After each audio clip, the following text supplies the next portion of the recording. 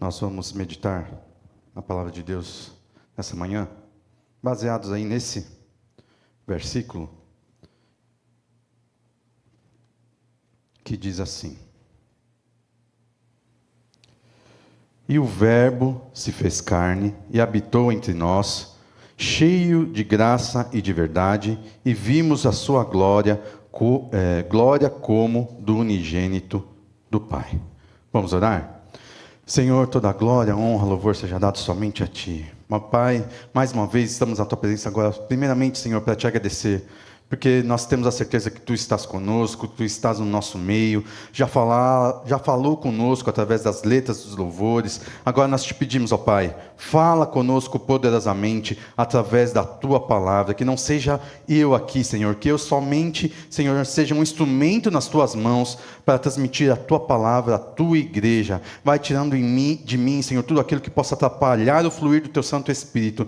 E também, Senhor, dos irmãos que estão escutando, sejam aqui presencialmente, sejam dos irmãos que estão conectados via internet, Senhor. Que somente Teu Santo Espírito tenha liberdade para agir em cada mente, em cada coração. Nós dedicamos a Ti, Senhor Jesus, tudo que for falado aqui, e que as nossas mentes e nossos corações consigam entender a palavra que será ministrada nessa manhã. Em Teu nome e para a Tua glória nós oramos. Amém. Glórias a Deus. Vocês podem se assentar.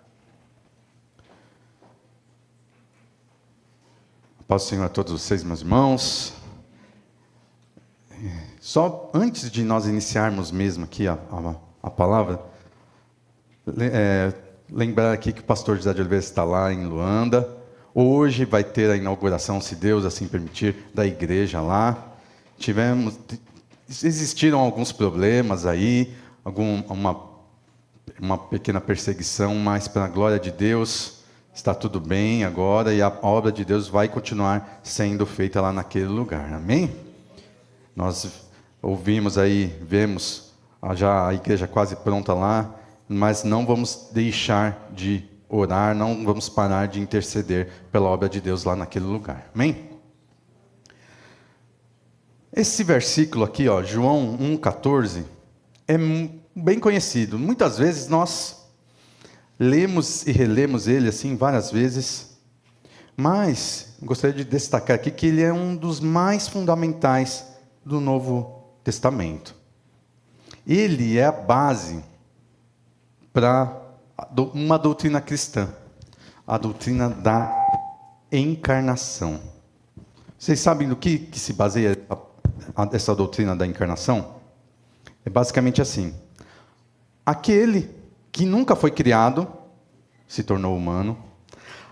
Quem é totalmente ilimitado, nosso Deus, totalmente ilimitado, se limitou a um corpo físico.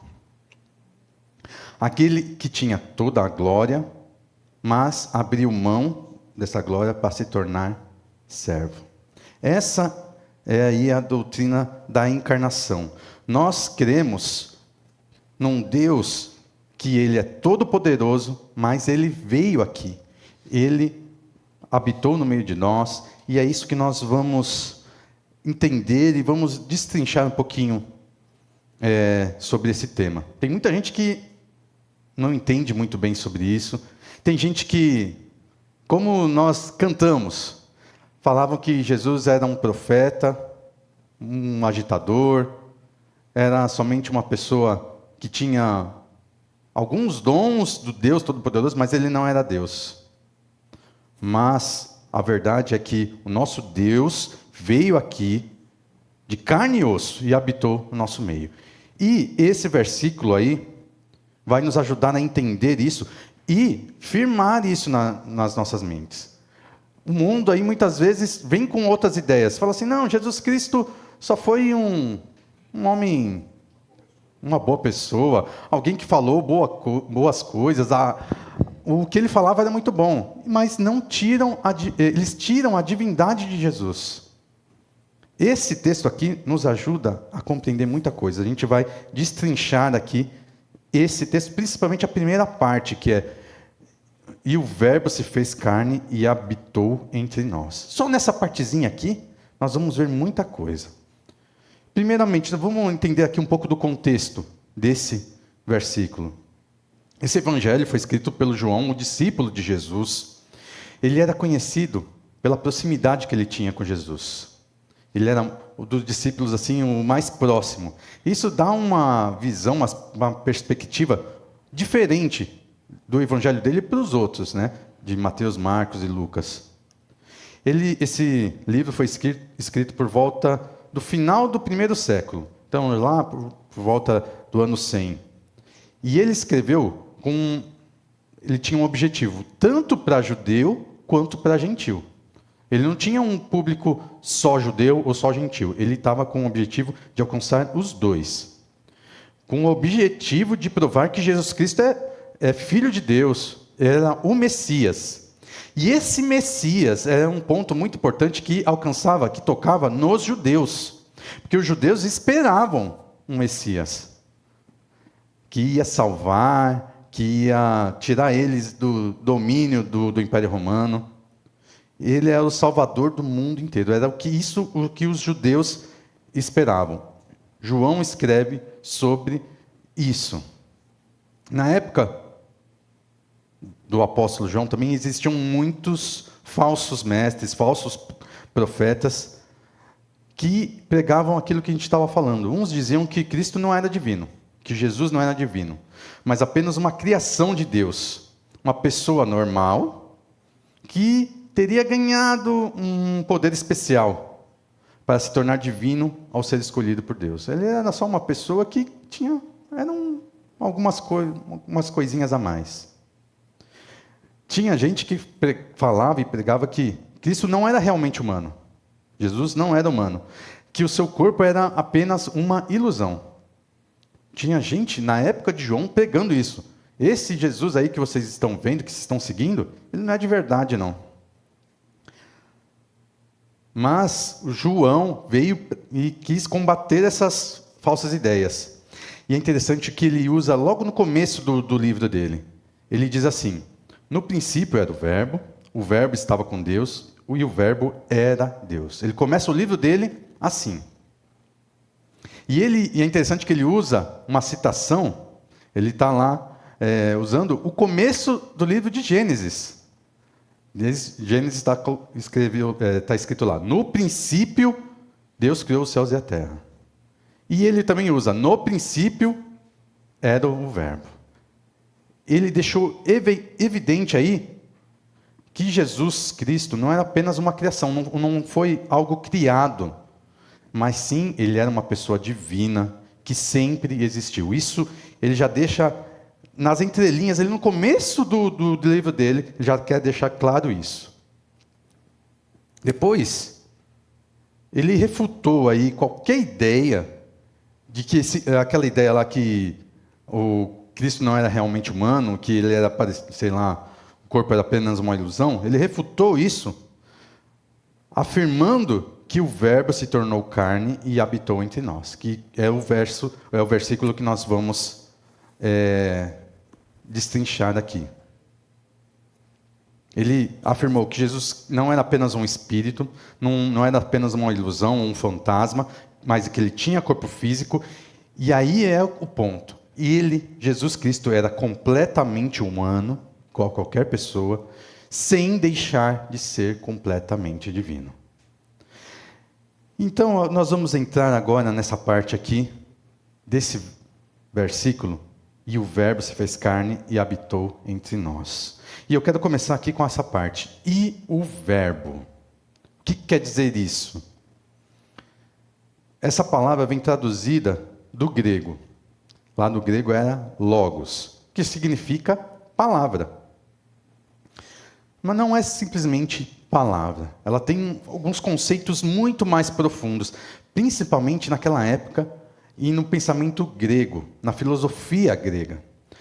O logos era entendido como a razão ou princípio ordenador que governa o universo. Então, quando o João chega e fala assim do logos, ele já está mexendo também com os pensadores, com os filósofos, com as grandes cabeças daquele tempo. Mas só que esse conceito que eles tinham lá do logos, ele era totalmente impessoal. Ele não tinha algo para se ver ou para se referenciar.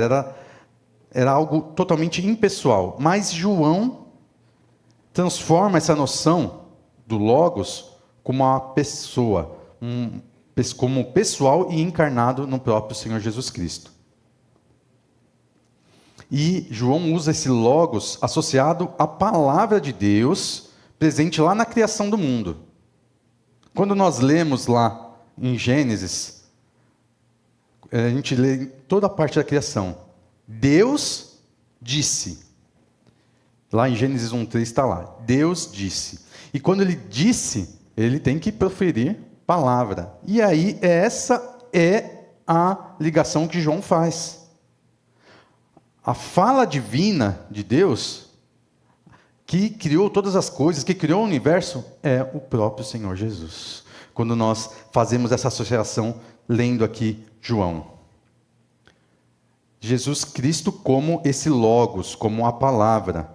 Ele não está só envolvido na criação, mas ele também, ele é a revelação de Deus para a humanidade.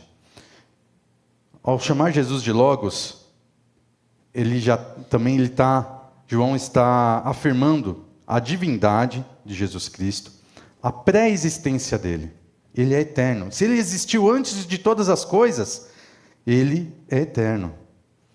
E também confirma que Jesus, além de ser humano, ele sempre existiu, mesmo antes do seu nascimento terreno. Então, quando ele está usando aqui, e o verbo, ele já está tocando aí em algumas coisas e atingindo várias pessoas, principalmente aqueles filósofos gregos. E a gente continua aqui no versículo. Se fez carne. E aí esse termo aí já diz respeito à encarnação de Jesus. Deus se torna homem assumindo uma forma humana, e isso não é apenas um disfarce. Como também alguns falavam, esse corpo aí não é de verdade, é só uma ilusão. Mas isso aí é uma união completa da natureza divina e humana em uma única pessoa, Jesus Cristo. Jesus Cristo é tanto totalmente Deus, quanto totalmente humano. E essa doutrina aí é essencial para a fé cristã. Nós que somos cristãos, nós não podemos ignorar isso não. E crer que nós estamos só crendo em algo que não existiu, ou simplesmente numa ideia. Jesus Cristo é totalmente Deus e totalmente humano, sendo capaz de revelar Deus ao homem. Através dessa encarnação aí, ele pôde revelar Deus ao homem. E sendo homem, ele é capaz de representar a humanidade diante de Deus. Nós lemos lá em 1 João 2:1, está escrito assim: Filhinhos meus, estas coisas vos escrevo para que não pequeis. Se todavia alguém pecar, temos advogado junto ao Pai, Jesus Cristo, o justo. Por que ele é advogado? Porque ele sabia, ele foi humano, ele experimentou tudo o que nós passamos aqui. Então, quem melhor para nos representar do que alguém que sabe o que a gente passa? Do que Jesus Cristo experimentou tudo que é inerente à condição humana, exceto uma coisa: pecado. Mas ele sabe que tudo que a gente passa, ele passou também, e é essa função dele, ele ser homem também, possibilita essa reconciliação entre Deus e os homens. Mas vamos mais ao ponto aí. Como que esse verbo se fez carne? A Bíblia explica isso com o nascimento extraordinário do nosso Senhor Jesus. Lá em Isaías 7,14, está escrito assim: Portanto, o Senhor mesmo vos dará um sinal. Eis que a virgem conceberá e dará luz a um filho e lhe chamará Emanuel. Isso já estava escrito bem antes de Jesus nascer. Como já estava previsto, Jesus nasceu de uma maneira milagrosa, de uma virgem, sem um pai terreno. mas somente pelo poder do Espírito Santo. Lá em Mateus 1, 18 até o 20 está escrito assim: Ora, o nascimento de Jesus Cristo foi assim. Estando Maria, sua mãe, desposada com José, sem que tivessem antes coabitado, achou-se grávida pelo Espírito Santo. Mas José, seu esposo, sendo justo e não a querendo infamar, resolveu deixá-la secretamente. Enquanto ponderava nestas coisas, eis que lhe apareceu em sonho um anjo do Senhor, dizendo: José, filho de Davi, não temas receber Maria, tua mulher, porque o que nela foi gerado é do Espírito Santo. Estava aí então um nascimento extraordinário de Jesus. Foi assim que o Verbo, que é a palavra, Jesus, se fez carne, se tornou humano, assumindo a natureza humana, mas, como a gente falou aqui, sem pecado. É importante nós destacarmos isso. Jesus, ele experimentou tudo que era da condição humana, exceto o pecado. Então, a gente já falou do Verbo, que era o Logos, e ele se fez carne. E agora a gente vai para a última parte desse versículo. E habitou entre nós. Aqui a gente já ouviu bastante o pastor falar sobre isso, que essa palavra grega aí para habitou, significa literalmente tabernaculou. O pastor fala bastante aqui, né? Que também a gente pode traduzir como armou a sua tenda. Mas por que foi usada essa expressão aqui? Isso aí faz alusão ao Antigo Testamento. Está se referindo lá ao tabernáculo que era feito no meio do povo ali. Era no tabernáculo onde a presença de Deus habitava no meio do povo dele, durante a sua jornada. João usou essa expressão porque ele sabia que os ouvintes da parte dos judeus já iam entender aquilo. Como a gente teve o Logos lá, ele usou e estava atingindo os gregos e os gentios. Quando ele usou o tabernaculou aqui, ele também já estava atingindo já os judeus, os que entendiam já dessa expressão. Eles sabiam que no passado Deus habitava nessa tenda aí, nesse tabernáculo. E agora, esse Jesus é o tabernáculo perfeito, trazendo a presença de Deus para o meio do povo de uma maneira diferente. De uma maneira mais íntima, mais pessoal. Porque antes o tabernáculo era aquela tenda enorme que só alguns podiam entrar lá no Santo dos Santos, né? Agora, o tabernáculo perfeito era Jesus no meio do povo dele, trazendo a presença de Deus para o meio do povo, habitando fisicamente entre os humanos. Essa expressão também, além de dar essa ideia de habitar, de estar no meio do povo, esse tabernacular aí, também tem uma outra ideia. Ele queria passar a ideia de que foi algo breve, algo temporário. O uso da palavra tenda dá a ideia de algo temporário, não é algo permanente. Que quando foi para ser permanente, quem criou, quem construiu lá foi Salomão, o templo. Mas o tabernáculo era algo temporário, para ser tirado, para ser removido. Ele era um santuário móvel, ele não era feito para ser permanente. Quando João fala em tabernacular, ele estava querendo destacar que a presença de Jesus, que quando ele se fez carne e tabernaculou, era algo breve, era algo temporário. E com todas as limitações humanas, por um período limitado, desde o seu nascimento até a sua morte. Mas ainda teve, depois da sua morte, depois da sua ressurreição, ele ainda continuou durante um tempo, como humano, mas já com um corpo diferente, um corpo glorificado, e não mais tão limitado. Então, aí depois que Jesus subiu aos céus, ele enviou o seu Espírito Santo para morar em cada um de nós.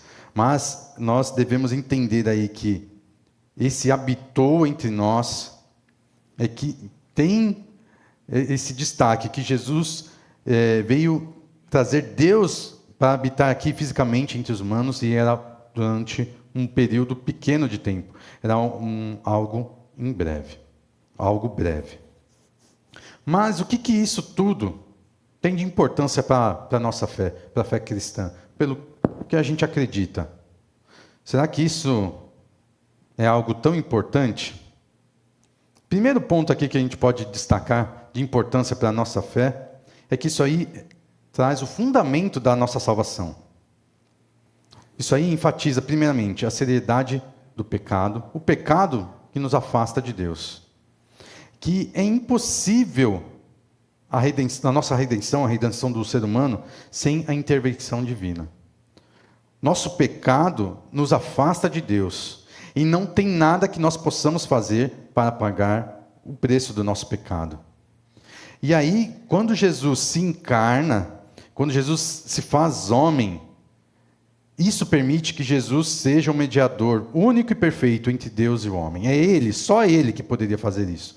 Por Ele ser Deus e ser homem. Ele pode representar Deus perante os homens e pode representar o homem perante Deus. É isso que é ser um mediador.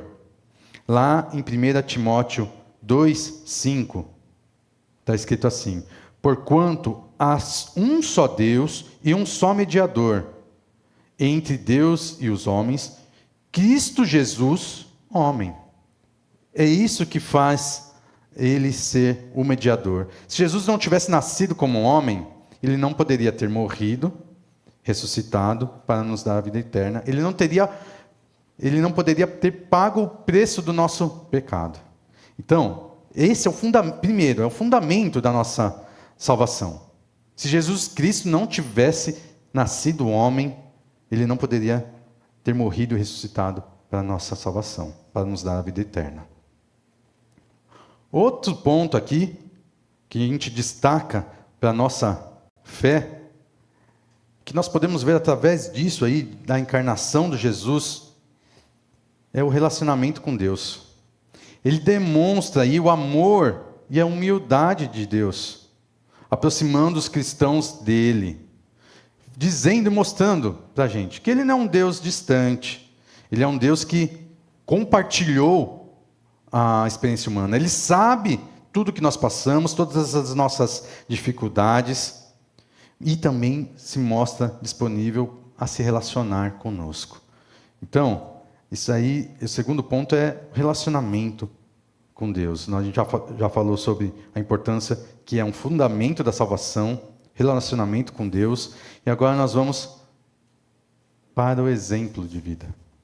Como que um Deus que se ele não tivesse se tornado humano, poderia ser exemplo para a gente?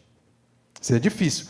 Ele só lá, e a gente tentando ser igual a ele, a gente não conseguiria. O próprio Jesus veio aqui e se tornou um modelo perfeito para os cristãos chamados a seguir. Lá em Filipenses 2, de 5 a 8, está escrito assim: tende em vós o mesmo sentimento que houve também em Cristo Jesus, pois ele, subsistindo em forma de Deus, não julgou como usurpação o ser igual a Deus. Antes, a si mesmo se esvaziou, assumindo a forma de servo, tornando-se em semelhança de homens e, reconhecido em figura humana, a si mesmo se humilhou, tornando-se obediente até a morte e morte de cruz. O exemplo de humildade e de serviço. Ele não fez isso porque ele precisava. Ele era Deus, poderia ficar lá, continuando sendo Deus. A humanidade se acabar, ele continuaria sendo Deus. A humildade e ele se entregando para o sacrifício. Isso aí é um exemplo a ser seguido. A humildade e o serviço. E outro exemplo é a obediência que ele teve. Nós lemos aqui, tornando-se obediente até a morte e morte de cruz. É uma obediência perfeita e um amor incondicional. Que o próprio Jesus, vivendo aqui, foi escorraçado, foi negado, foi perseguido. Mas ele, mesmo todas as dificuldades, primeiramente obedeceu aos mandamentos, amou a Deus e obedeceu o que deveria ser feito, se entregando na cruz por nós. A importância do exemplo de vida de Jesus, nós também vemos aqui uma outra importância, que é a missão que fica para a gente. É a missão dos cristãos. Lá em Mateus 28, 19, nós temos 28, 19 e 20, nós temos a grande comissão. Está escrito assim: Ide, portanto, fazei discípulos de todas as nações, batizando-os em nome do Pai e do Filho e do Espírito Santo, ensinando-os a guardar todas as coisas que vos tenho ordenado. E eis que estou convosco todos os dias até a consumação dos séculos. Aqui, essa grande comissão, ele está nos enviando para fazer o que a palavra nos ensina, ensinando a nós irmos e pregarmos o Evangelho. Mas nós devemos ver, sim, que Jesus também foi enviado.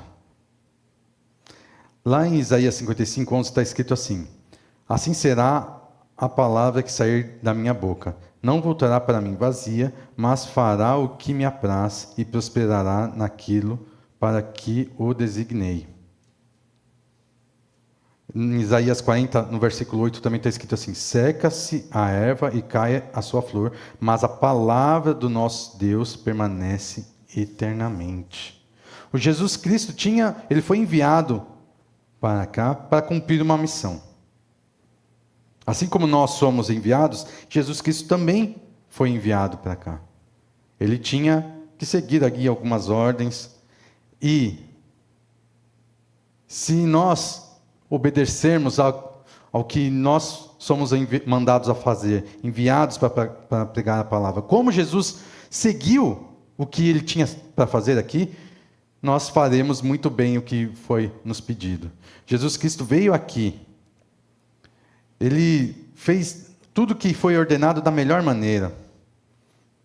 A compreensão da encarnação aí fortalece a nossa motivação para a evangelização. Assim como Jesus veio aqui, cumpriu uma missão de morrer na cruz por nós, fez tudo perfeito, nós também temos uma missão, que é ir e pregar a palavra de Deus. Então, essa é uma das missões dos cristãos. Outra é nós vivermos como representantes de Jesus Cristo aqui na terra.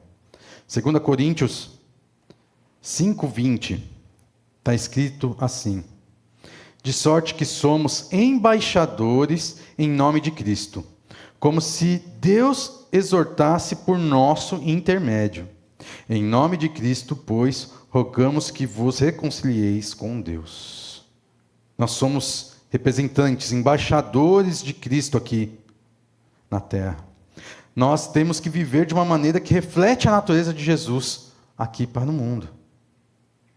E além de refletir, nós devemos atrair os outros para o nosso Senhor Jesus Cristo. Essa é a missão dos cristãos.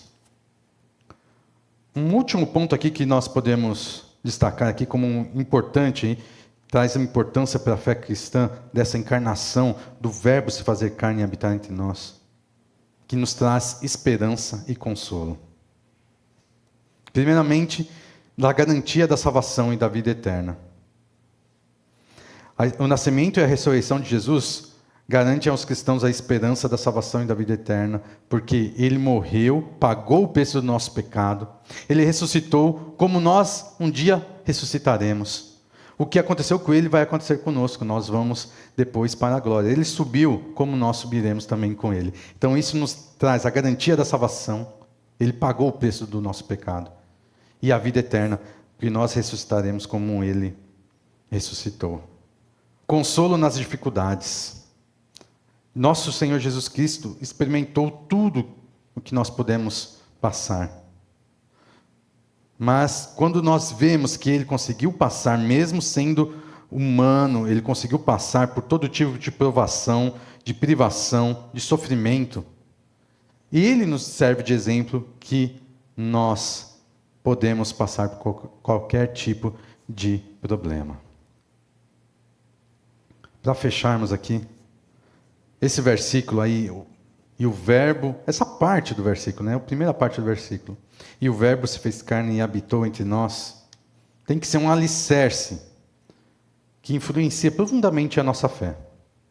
E não só a nossa fé, a nossa prática cristã também. Esse versículo aqui, não prova somente a divindade de Jesus Cristo. Ele prova isso também, mas que ele também foi homem. E isso aí nos oferece a esperança e o acesso direto a Deus Pai. Ele é o caminho, e é através dele que nós alcançamos o nosso Senhor Deus. Ele também mostra um Deus que tem compromisso de se relacionar com a sua criação. Que você possa aí sempre se lembrar que o nosso Deus habitou no meio de nós, que ele se fez carne, que o que esse mundo muitas vezes tenta pregar aí, que Jesus Cristo foi um homem somente importante, somente um profeta, ou que ele não existiu de verdade, é só uma ilusão, que isso não seja verdade, que nós tenhamos na nossa fé aí sempre firmado que o nosso Senhor Jesus Cristo é Deus, veio aqui, habitou no meio de nós e fez tudo isso para pagar o preço do nosso pecado. Amém?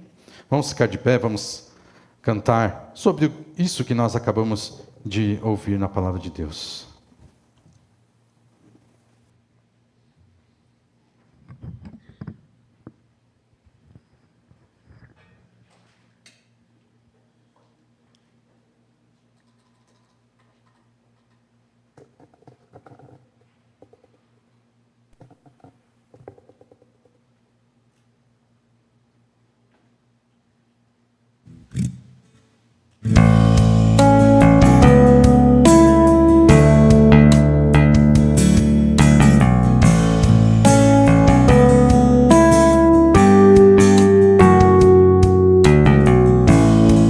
Abriu mão da sua glória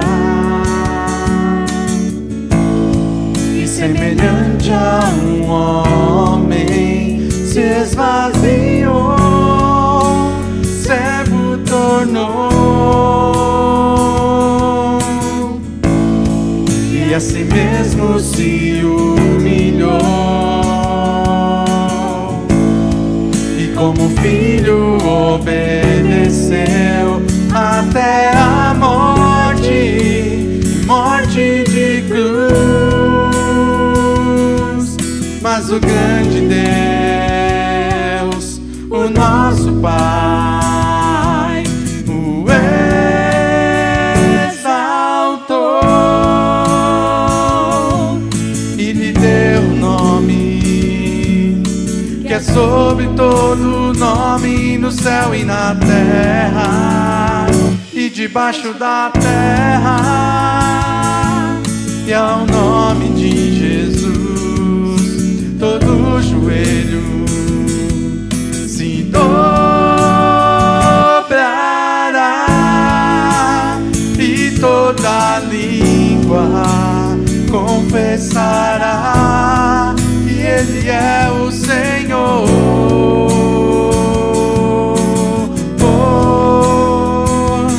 Jesus, nome sobre todo nome, nome sobre todo nome. Jesus, nome sobre todo nome, nome sobre todo nome.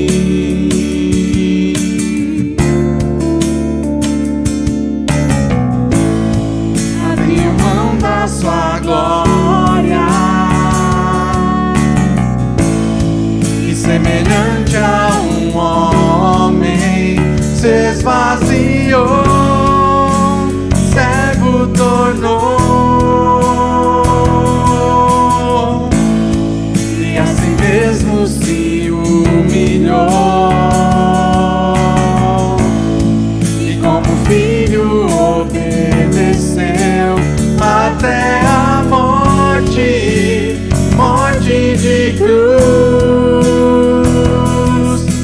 nosso grande Deus, o nosso Pai, o exaltou e lhe deu um nome que é sobre todo nome no céu e na terra e debaixo da terra. E ao nome de Jesus todo joelho se dobrará e toda língua confessará que Ele é o Senhor.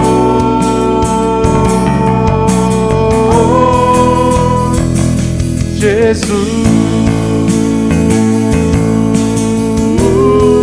nome sobre todo nome, nome sobre todo nome. Jesus, nome sobre todo nome, nome sobre todo nome. Seu nome é maravilhoso, conselheiro, Deus forte, Pai da eternidade, príncipe da paz. Seu nome é maravilhoso, conselheiro, Deus forte, Pai da eternidade, príncipe da paz. Seu nome é maravilhoso, conselheiro, Deus forte, Pai da eternidade, príncipe da paz. Seu nome é maravilhoso, conselheiro, Deus forte, Pai da eternidade, príncipe da paz. Jesus, nome sobre todo nome, nome sobre todo nome. Jesus, nome sobre todo nome, nome sobre todo nome.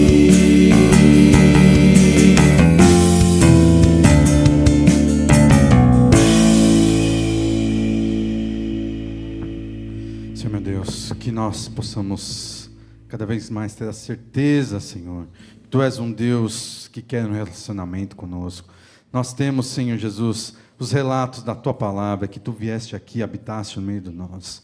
Que, Senhor, que nada possa tirar essa certeza, Senhor, de nós. Que nós saibamos, Senhor, e possamos, além de saber, pregar e levar ao mundo essa palavra, que o Deus Criador de todas as coisas esteve aqui no nosso meio, sabe o que é passar por esse mundo, sabe de todas as nossas dificuldades, mas Ele também é poderoso para nos ajudar a passar por cada uma delas. Que nós possamos, Senhor, viver isso, pregar isso ao mundo, e que, Senhor, através de nós, da nossa vida, Senhor, nosso testemunho, o mundo possa ver a Ti, Senhor Jesus, que eles possam se achegar a Ti, querer conhecer esse Deus maravilhoso através das nossas vidas. Em Teu nome e para a Tua glória nós oramos. Amém. Glória a Deus. Nós temos pedidos, testemunhos?